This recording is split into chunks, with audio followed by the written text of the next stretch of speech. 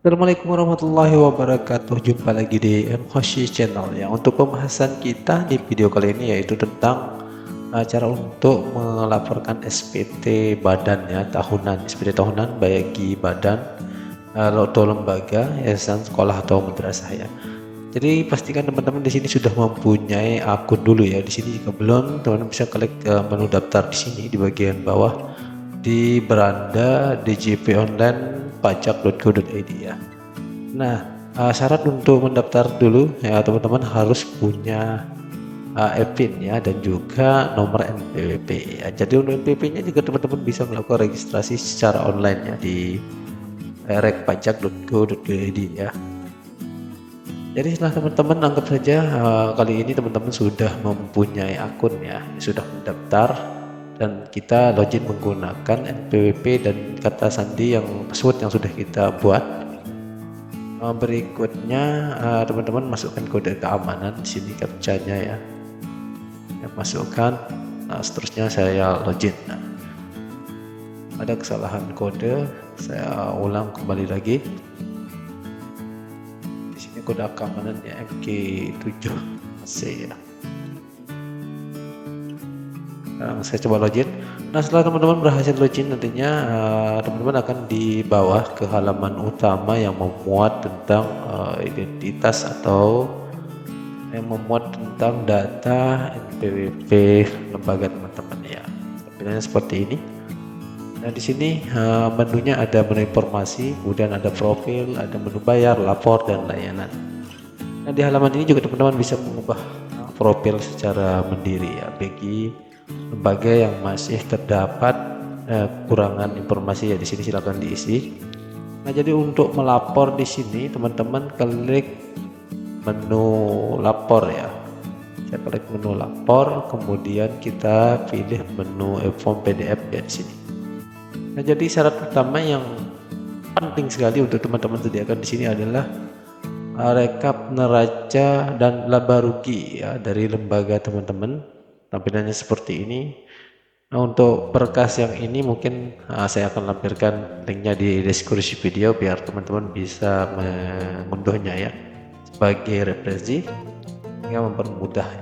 Nah, yang ini perhitungan rugi atau laba per 31 Desember 2020. Nah, jadi untuk teman-teman ketahui yang akan saya laporkan untuk periode kali ini yaitu pajak tahun 2021 ya, karena kemarin ada kesalahan teknis pada aplikasi pajak yang salah saya gunakan sehingga 2021 nya tidak termasuk sudah melaporkan SPT sehingga saya berhutang SPT ya ke pajak.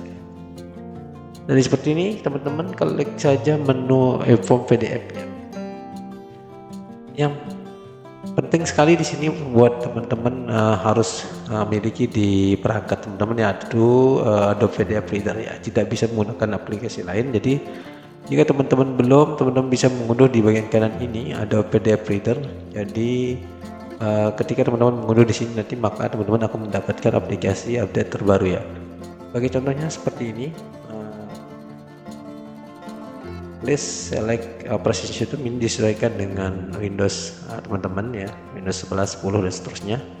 Lalu saya pilih language atau bahasa, kemudian berapa bit perangkat teman-teman juga disesuaikan. Lalu bagian bawah kemudian teman-teman buang centangan more add-on dan juga install aplikasi lain untuk menghindari terinstalnya aplikasi tambahan ya.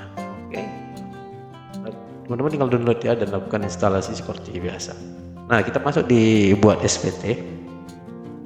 Karena yang akan saya laporkan di sini tahun pajak 2021, maka saya rubah tahun pajak. Kemudian berikutnya jenis SPT rupiah.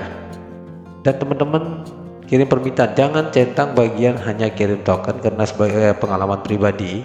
Ketika saya centang pilihan hanya kirim token ini, udah 1 bulan tidak bisa mengunduh file PDF SPT-nya ya, sehingga ini pengalaman ya buat teman-teman yang mengalami kendala ketika memproses SPT. Jadi saya sudah mengunduh SPT tahun 2021 e-form-nya. Sehingga saya tidak perlu untuk mengunduh kembali. Jadi prosesnya seperti ini ya teman-teman, tinggal kirim permintaan lalu otomatis teman-teman akan dikirimkan token juga di email aktif ya, token untuk pengiriman e-formnya nanti. Oke, ini kita skip. Baik, berikut saya sudah membuatkan urutan pengerjaan SPT tahun Madan ini mulai dari induk sampai dengan lampiran khusus 4. Nah, ini yang akan menjadi acuan kita untuk mengerjakan SPT kali ini ya. Jadi untuk halaman awal induk seperti ini, yang perlu teman-teman isi di sini adalah bagian yang berwarna merah seperti ini, nomor handphone kita isi 3 digit pertama, kita buang di bagian yang kanan ini. Oke, seperti ini ya. Kemudian kita lanjut ke induk lanjutan.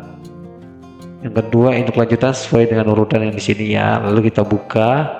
Di sini teman-teman cukup mengisi tempat ya, cukup mengisi tempat dan juga tanggal pengerjaan SPT ya. Untuk tempatnya sesuaikan dengan alamat lembaga.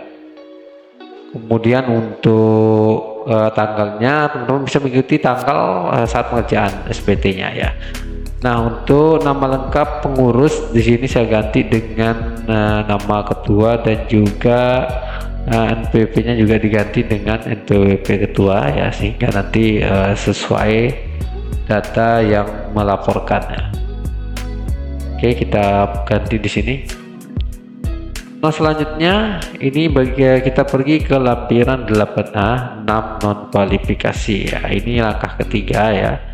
Kita di lampiran 8A non kualifikasi di sebelah kanan ini, kemudian kita klik buka. Nah, ini adalah elemen dari neraca yang kita masukkan di sini ya. Nah, lampiran neraca kita pindahkan datanya ke bagian lampiran 8A ini ya. Nah, oke, seperti yang saya contohkan tadi di awal, ini neraca yang ini, aktiva tetap bangunan 150 juta. Ini kita masukkan di tanah dan bangunan yang nomor 12 senilai 150 juta ya, 150. Kemudian berikutnya peralatan kantor 5 juta ya, kita masukkan peralatan kantor di aktiva tetap lainnya sejumlah 5 juta rupiah sini, 5 juta, sehingga total sejumlah 155 juta rupiah ya. Nah, berikutnya teman-teman masukkan lagi ke poin bagian 16 modal saham sejumlah 155 juta rupiah sesuai dengan jumlah aktiva yang di sebelah kiri ya. Kemudian untuk bagian yang bawah ini, elemen dari laporan laba rugi ini tidak perlu karena kita buka perusahaan ya. Kita kembali ke menu sebelumnya. Ini induk lanjutan. Oke, kita kembali, kita pergi ke lampiran 1 ya, penghitungan neraca.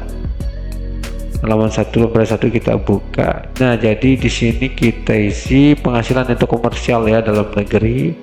Ini kita masukkan data yang ada di penghitungan laporan keuangan laba rugi yang di sebelah atas ini ya, perhitungan rugi atau laba. Di sini kita masukkan jumlah pendapatan donatur, kemudian biaya usaha dan sebagainya. Kita ikuti format yang ada di sini ya. Kita masukkan di bagian peredaran usaha jumlah dana total ya, 20 juta sebagai contoh. Kemudian kita pergi dulu ke lampiran 2 ya untuk memasukkan memasukkan bagian-bagian rinciannya ya, biaya usaha, biaya gaji karyawan 7 juta rupiah, kemudian biaya listrik dan seterusnya. Untuk gaji upah kita masuk di poin nomor 2 ya, gaji upah, bonus, gratifikasi, honorium dan sebagainya. Di sini harga pokok penjualan kita masukkan 7 juta rupiah ya. Kemudian biaya penyediaan jasa di bagian nomor 7 ya, biaya jasa. Untuk jasa ini kan ada 2 tadi ya, di sini ada biaya internet dan juga listrik. Ini kita gabungkan menjadi 3 juta rupiah ya, yang 1,5 juta ini. Kemudian biaya kantornya 5 juta, biaya lain juga 5 juta. Ini bagian P7 jasa kita masukkan 3 juta rupiah ya, internet dan listrik. Nah, selanjutnya biaya lainnya di sini kita masukkan ke biaya lainnya saja 5 juta rupiah. Nah, jadi ini kita sudah memasukkan nominal sejumlah 15 juta rupiah ya. Jadi nominal di sini di bagian bawah jumlah total keseluruhan ini harus balance dengan yang ada di lampiran 1 tadi yang kita masukkan, yaitu sejumlah 20 juta rupiah ya. Sehingga sisanya yang 5 juta ini harus kita masukkan ke pembiayaan lain ya. Untuk contoh kali ini kita masukkan di pembelian barang saja ya, sejumlah 5 juta rupiah di sini, sehingga nanti nominal keseluruhannya menjadi 20 seperti ini ya. Nah, sekarang kita coba kembali ke lampiran 1. Nah, yang perlu teman-teman pastikan di lampiran 1 ini jumlah keseluruhan penghasilan neto fiskal di sini harus berjumlah 0 ya, sehingga teman-teman tidak nanti salah mengisi sehingga harus membayar ya. Kemudian kita pergi ke lampiran 5 ya teman-teman ya. Di lampiran 5 ini ya teman-teman cukup teman-teman mengisi daftar pemegang saham atau pengurus intinya ya. Di sini yang pertama kita masukkan nama ketua saja, ketua yayasan dalam hal ini. Kemudian kita masukkan alamat ketua ya, alamat ketua, berikutnya nomor NPWP-nya ya. Oke, ini nomor NPWP, kita kopikan, pastekan di sini ya. Di sini untuk jumlah modal kita masukkan saja 0, kemudian 100% dan 0 ya. Nah, kemudian untuk bagian ini bagian A ya, kemudian untuk bagian B kita copy saja yang bagian A ini seperti nama, alamat dan seterusnya. Kita Ctrl A, Ctrl C, lalu Ctrl V, kita paste. Begitu juga dengan NPWP-nya ya, kita copy. Selanjutnya jabatannya di sini kita ketik manual ketua ya. Selanjutnya kita tambahkan satu lagi pengurus di sini, klik menu tambah di bagian bawah. Saya masukkan nama sekretaris saja ya. Ini sekretaris, atau salah satu teman-teman juga mau masukkan nama bendahara juga tidak masalah ya. Nah, untuk NPWP yang tidak mempunyai NPWP, teman-teman masukkan aja angka 0 sampai penuh ya. Ini jabatannya sekretaris. Nah, ini sudah terisi semua. Berikutnya kita pergi ke lampiran khusus. Kita pergi ke lampiran khusus 2A ya, kita buka. Nah, jadi yang perlu teman-teman pastikan di sini adalah jika masih merah di sini di tahun pajak, teman-teman masukkan aja ke 0. Jadi karena sudah 0 semua kita abaikan. Kemudian kita pergi ke lampiran 4A juga, kita buka di sini realisasinya 0. Kita pastikan di sini tahun ini realisasi penerimaan modal juga 0, sampai dengan tahun ini juga 0 ya. Jika sudah seperti ini, ini kita anggap oke ya, semuanya beris 000, sehingga kita diwajibkan untuk membayar pajaknya ya. Sekarang kita kembali ke lampiran 1 untuk memastikan kembali ya. Pastikan kembali penghasilan 0, kemudian PPh dan segala macamnya juga 0 ya. Kita pastikan kembali di bagian induk juga tarif PPh dan seterusnya, PPh yang kurang dibayarkan, PPh yang lebih dibayarkan, ini juga harus 0 semua ya. PPh yang harus dibayar sendiri dan seterusnya harus 0 semua. Jadi ini kita sudah anggap fix ya teman-teman, ini sudah sesuai dengan kita harapkan untuk melaporkan SPT nihil ya.